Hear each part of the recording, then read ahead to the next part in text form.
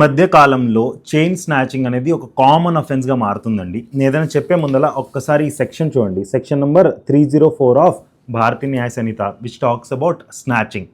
Sir especially 2025 and 26లో the way gold rises, ఎలాగైతే ధరలు పెరిగాయో దానివల్ల చైన్ స్నాచింగ్ చాలా ఎక్కువ జరుగుతుంది sir, especially in metropolitan areas or rural areas also.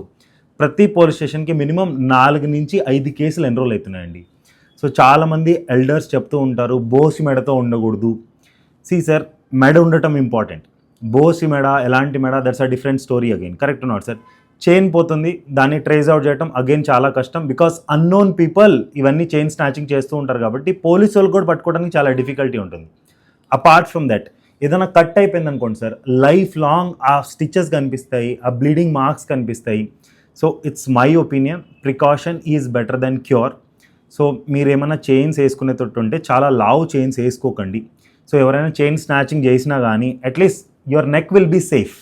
So as a brother I'm telling you to all the sisters who are there on the other side.